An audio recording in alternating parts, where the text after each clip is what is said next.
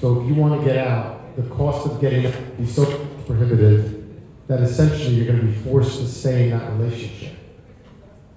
Short of that, there are breaches in the relationship where there are certain aspects of it where you believe the franchise company didn't perform. Based on what Raj just said about how do you get out of a franchise agreement, New Jersey has a New Jersey franchise law which supports companies, the hotel owners, against these large national franchise companies, Hilton, Hyatt, etc., Marriott, that wheel is the litigation side. And that's one side you don't want to be on.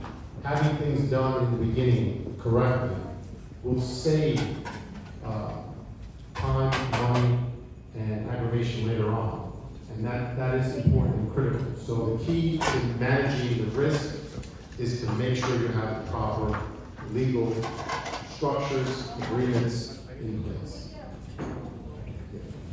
So instead of me just asking all the questions, I'd like to take some questions from the audience, please. Anybody who wants, please raise your hand. As a newbie to the hotel industry, I mean, like, as a novice, if I want to start an hotel, what are the precautions you want us to take, and what is the capital you need? And if that capital, let's say if I have like 200 or 300K of capital with me, will that be enough, or is it like buying a job? Very important. So yeah, I would just like to add something to it, right? For a new and the liquidity was historic. So that phase is wearing out. So effect of that liquidity is wearing out.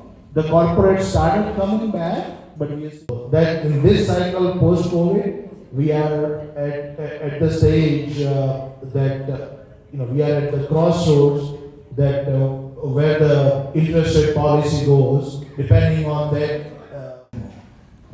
Recently, when I was in New Orleans, we had this huge building full of beautiful apartments and condos, and it was managed by a hotel, and there was 0 people managing it.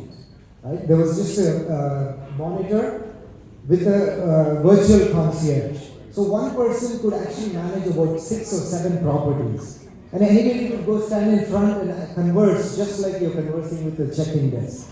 So I think that kind of systemic help from the technology must have totally overhauled or helped ease your labor shortages, right? So I'd like to direct my next question to Raj. So how do you think the buzzword? Not on the operation much. On the operation side, we have already, after COVID with the labor shortage, we have already got to that level.